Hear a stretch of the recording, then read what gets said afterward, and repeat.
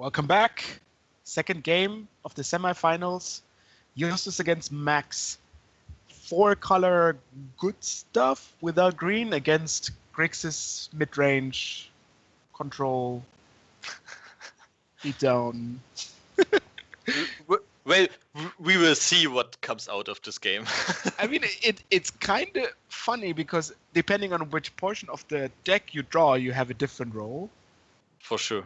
Like, if you play a full-on control deck, your opponent knows, okay, my opponent's playing control. I know that I don't need many removals fast.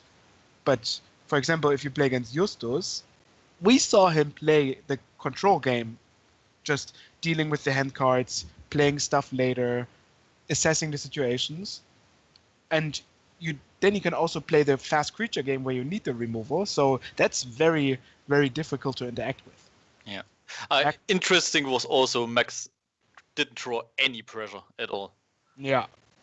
Max here has 2 Planeswalkers. One of my favorite Planeswalkers, of course, being not Lily of the Whale, but Razorek, which is hugely underappreciated in whole Magic. Mainly because it's very bad, but just in general. Flipping coins for extra turns, I mean, that's kind of the best you can ever do. And the 2 Planeswalker really, really synergize with the Heart of Kirin he can play on his second turn. Does he play that mainly because of the Planeswalkers? This and because it had a lot of pressure with some of his creatures. So because you need some fairly big creatures to crew it, it has crew 3. And yeah. Grixis is not known for the big creatures. Yeah, but I think he plays stuff like Scrapheach Crowner, which is pretty insane with this thing. That's true. And as we see from standard interactions. That's true, yeah. And right now he plays in this list 7 Planeswalkers, so I think it is probably a pretty good reason to test this card out. Yeah, and if you have a Planeswalker, it's a very good wall. Like, that also attacks.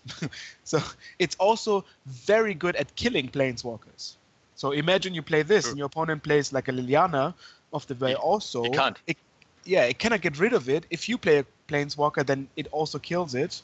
So that's some decent potential there. And now Max is in a pretty good spot because Justus has no lands in hand, so he can't just take the role he had last game and wait and see. And now a Lily comes down and just let him sack his Dark Confidant.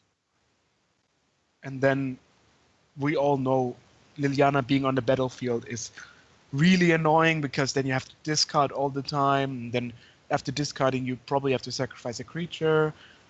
So he doesn't really have a good answer. He has a Lightning Helix, but no ability to cast it as of now because there's a Watery Grave, and Watery Grave is really bad at casting Lightning Helix. And the rest of the cards don't really do much. And the good thing is, a 4/4 flyer protects the Lily pretty good. Yeah. And he just needs to remove a counter. Yeah. Of course, you can only remove a counter once she got more than one counter, but she's eating on those cards. Oh, here, Justus drew the Seachrome Coast. Perfect untapped land for casting Lightning Helix or the Lingering Souls, which kind of could be a big game here. Casting Lingering Souls, Diabolic Edict is fairly likely to deal with the Heart of Kirin sooner or later. I mean, now he made probably a good decision, just saying go and discarding the Lingering Souls because that's a pretty good card to discard. Yes, yeah. And can try end of turn dealing with the Lee. So we know Lingering Souls has been discarded. He tries to get rid of the Heart of Kirin, but Izucham says nope. And then he gets pathed. And it gets dazed. What a war! What a war in turn 3. So Heart of Kirin says, guys, I got this. 4 damage. So now Justus had a plan. He said, okay, I have a plan, I have a backup plan, and none of it worked. So what are we doing now? He probably is he forced just to play the Helix? I mean that is really hard because Max had no land drop and returned just I think the Underground Sea or Island whatever, and now had actually counter mana again, but no counter. Luckily, yeah. So Max really says like, okay, land, and land. Well, he should have been more specific, I guess. Rookie mistake. Yeah. So saying, okay, maybe next turn. He has a fairly nice interaction with recoil here, saying if your opponent plays something, especially tokens from Lingering Souls, which still force him to discard a card.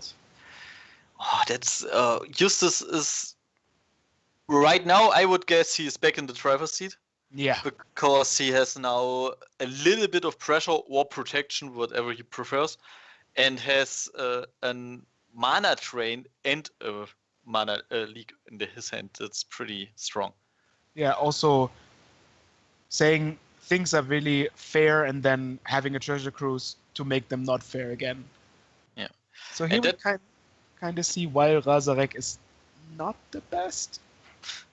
Because you play him and then nothing happens. I guess he's really good in having like a counterspell backup, but there's no counterspell, so not really working. How much counters does he enter the battlefield with? 4 or 3? 3. I think it's 4. Seems like 4. I think it's 4. It makes +1 tap untap something. It has a -3 of a lightning bolt. Yeah, true. Is that correct? Maybe -2. And of course, true. The infamous -7, flipping 5 coins, getting 5 extra turns. Usually. Yeah. Probably not with this Heart of Kiran, but whatever. Yeah. Is there maybe a Planeswalker that has a 2 loyalty plus that you really want with Heart of Kiran? Or are you fine with your plays? Which one? Eugene. Eugene? Spirit Dragon? Yeah, of course. But I assess he don't play it, right? He doesn't play it. Yeah, he probably won't. And all the Planeswalker which really +2 are There's this Jace. Jace, yeah. Jace is a good card. I mean, the Planeswalkers he plays are Chandra Brewmaster, Chandra Torch of Defiance, Ralzaik, Dark Faden. Dark Faden, that's pretty good with Heart of Kiran. Yeah, because Dark Faden is really bad without Heart of Kiran. Yeah, actually, these two guys love Dark Faden. Then both 3 mana Lilianas and Jace the Mind Sculptor. Yeah, okay. So that's a nice toolbox of Planeswalkers. And you see, oh, the Scrappy Scrounger, yes! Crewing the Heart. And while there's some interaction going on, the Heart keeps nagging on the life totals. Justus is down to 10. That means that's only kind of 2, maybe 3 attacks away. Did he miss the Ralzaik, or did he tap beforehand? He tapped the land. Okay, yeah, I see. And then Razarek also making lightning bolts, sort of fire and ice now, can't get really past the Heart of Kiran. So it's very neat. It felt some holes which the deck has. For example, it can attack through True Nemesis. That's a huge thing. It's not blue, it's not green, it's not red. I mean, a really cool thing is you can now tap the Scrappy Scrounger, attack, and he can trade, but actually you can untap the Scrappy Scrounger again, but he will probably just tap the 1/1 flyer away. I think Scrappy Scrounger can't block. Yeah, that's true. But what you could do is, maybe it goes away, you can animate the Tar Pit, and then crew the Heart of Kiran, and then untap the Tar Pit again. Okay, that's interesting. So we know that Justus has only maybe 1 or 2 turns to live, because once he goes down to 6 now. Perfect. Now he just screws the Heart of Kirin and goes in with both.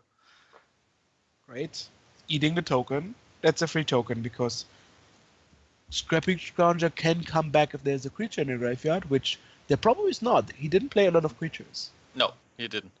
I think that was his first creature. How many creatures does Max play in the deck? I guess more than like 15? 17.